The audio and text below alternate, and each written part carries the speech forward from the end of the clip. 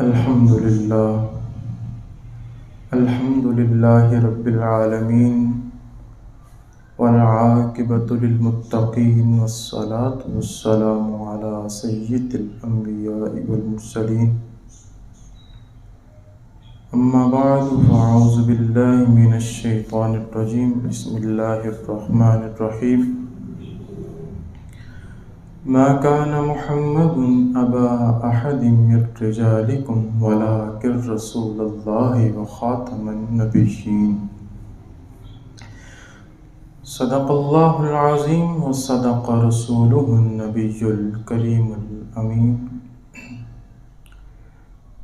إن الله وملائكته يصلون على النبي يا أيها الذين آمنوا صلوا عليه وسلموا تسليما الصلاة والسلام عليك يا سيدي يا رسول الله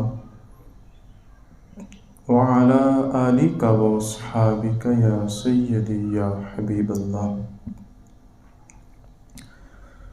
میرے عزیزوں، دوستوں، ہم اللہ رب العزت کا جتنا بھی شکر ادا کریں وہ کم ہے کہ اس نے ہمیں اشرف المخلوقات بنایا۔ اس نے ہمیں اشرف المخلوقات بنایا، ورنہ وہ کوئی ہمیں پرندہ بنا دیتا، کوئی تنکا بنا دیتا، کوئی چڑیا بنا دیتا، وہ تو بے نیاز ہے۔ ہمیں اشرف المخلوقات بنانے میں اس کا کوئی نفع و نقصان نہیں ہے۔ یہ اس کا فضل ہے، یہ اس کا کرم ہے کہ اس کی جتنی بھی مخلوق ہیں، دوڑنے والے، چلنے والے، رینگنے والے، اڑنے والے، تیرنے والے، سب اللہ کی مخلوق ہیں۔ اس کا ہم پر یہ فضل، یہ کرم ہے کہ اس نے ہمیں سب سے افضل مخلوق میں پیدا فرمایا، اشرف المخلوقات بنایا۔ اور اس سے بڑا کرم، اس سے بڑا فضل کیا ہے کہ ہمیں اپنے پاک نبی علیہ السلام کی امت میں پیدا فرمایا۔ یہ سب سے بڑا اللہ کا احسان ہے ہم پر کہ اس نے ہمیں اپنے پاک محبوب علیہ الصلاۃ والتسلیم کی امت میں پیدا فرمایا اور صحیح العقیدہ مسلمان بنایا۔ اللہ رب العزت قرآن مجید فرقان حمید میں ارشاد فرماتا ہے، ما کان محمد ابا احد من رجالکم ولکن رسول اللہ وخاتم النبیین، کہ محمد صلی اللہ تعالی علیہ وسلم تمہارے مردوں میں سے کسی کے والد نہیں ہیں، وہ اللہ کے رسول اور آخری نبی ہیں۔ اللہ کے رسول اور آخری نبی ہیں۔ اللہ رب العزت نے قرآن مجید میں ارشاد فرمایا وہ اللہ کے رسول ہیں اور وہ آخری نبی ہیں۔ نبی پاک نے بھی ارشاد فرمایا انا خاتم النبیین لا نبی بعدی۔ نبی پاک نے ارشاد فرمایا میں آخری نبی ہوں، میرے بعد کوئی نبی نہیں، میں آخری نبی ہوں اور میرے بعد کوئی نبی نہیں۔ اللہ کا یہ فضل ہے، یہ کرم ہے کہ اس نے اپنے پاک محبوب کی امت میں پیدا فرمایا ہمیں، ورنہ ہم تو اس قابل نہیں تھے نا کہ اللہ ہمیں اپنے پاک محبوب علیہ السلام کی امت میں پیدا فرمائے۔ ہم اپنے اگر اعمال کی طرف دیکھیں تو کیا ہے ہمارے پاس؟ اقبال کہتے ہیں اپنے عیبوں پہ ڈال کر پردہ ہر کوئی کہہ رہا ہے کہ زمانہ خراب ہے۔ زمانے کو خراب کہہ رہے ہیں، جی معاشرہ خراب ہے، حالات خراب ہیں۔ کہ بھائی کیوں خراب ہیں؟ تم صحیح ہو نا، تم اس زمانے کا حصہ نہیں، تم اس معاشرے کا حصہ نہیں۔ ہم اپنے اگر اعمال کی طرف دیکھیں تو ہمارے پلے کچھ بھی نہیں ہے۔ یہ اس کا فضل ہے کہ اس نے اپنے پاک نبی کی ہمیں امتی بنایا۔ نبی پاک نے ارشاد فرمایا میرے بعد کوئی نبی نہیں اور تمہارے بعد کوئی امت نہیں، میرے بعد کوئی نبی نہیں اور تمہارے بعد کوئی امت نہیں۔ نبی پاک علیہ السلام نے ارشاد فرمایا میری مثال ایسی ہے کہ ایک شخص نے ایک خوبصورت عمارت بنائی، لوگ اس میں گھوم پھر کر اس کی خوبصورتی سے خوش ہوتے ہیں، لطف اندوز ہوتے ہیں، اور ایک جگہ ایسی آتی ہے کہ وہاں ایک اینٹ نہیں لگی ہوئی، وہاں ایک اینٹ نہیں لگی ہوئی، تو لوگ اس کو دیکھ کر حیرت زدہ ہوتے ہیں کہ اتنی خوبصورت عمارت بنی ہوئی ہے اور اس جگہ اینٹ نہیں لگی ہوئی۔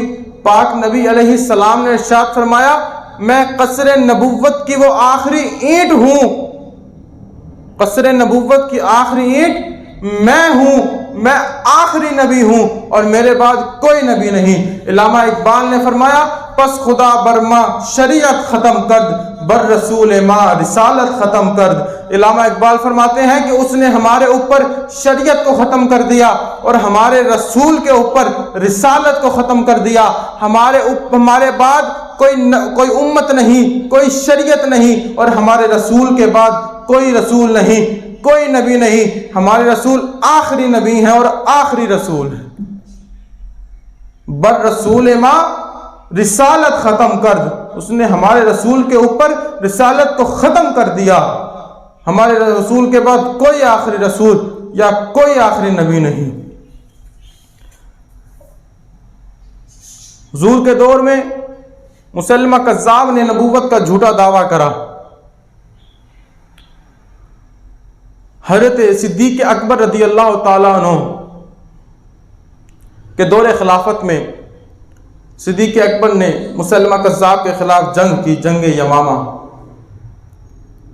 اور حضرت صدیق اکبر رضی اللہ تعالیٰ عنہ نے قانون بنایا کہ جو بدری صحابہ ہیں یہ حضور کے تبرکات ہیں، ہم ان کی زیارت کیا کریں گے۔ لیکن جب ختم نبوت کا مسئلہ آیا تو صدیق اکبر نے فرمایا اب کوئی بدری ہو یا کوئی غیر بدری ہو، سارے جاؤ یمامہ حضور کی ختم نبوت پہ پہرا دو۔ اور اس جنگ میں 1200 صحابہ شہید ہوئے، 1200 صحابہ شہید ہوئے اس جنگ میں، اور حضرت حبیب بن زید رضی اللہ تعالیٰ عنہ یہ ختم نبوت کے پہلے شہید ہیں۔ یہ حضور کی ختم نبوت پر پہرا دیتے دیتے یہ شہید ہو گئے۔ حضرت حبیب بن زید رضی اللہ تعالیٰ عنہ کو مسلمہ کذاب نے اپنے سامنے کھڑے کر کر پوچھا کہ بتاؤ محمد اللہ کے رسول ہیں؟ تو انہوں نے کہا ہاں محمد اللہ کے رسول ہیں۔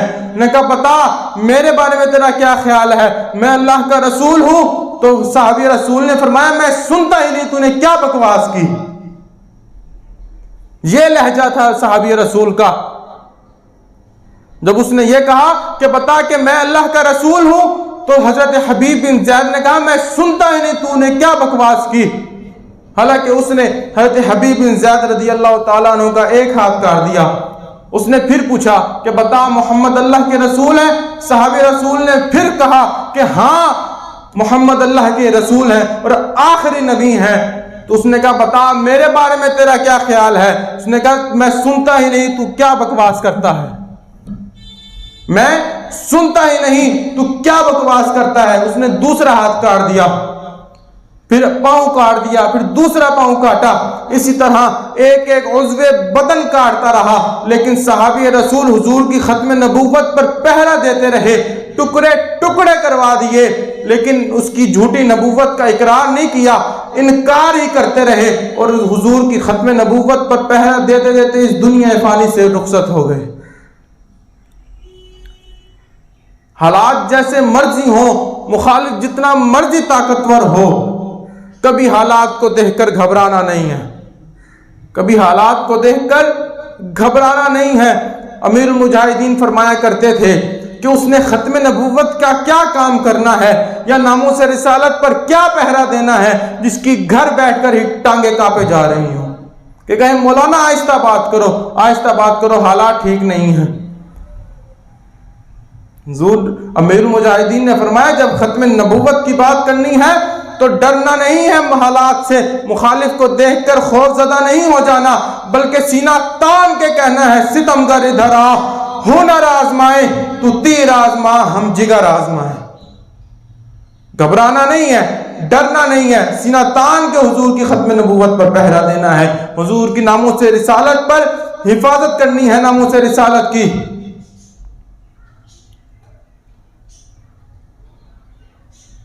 حالات جیسے مرضی ہوں، گھبرانا نہیں۔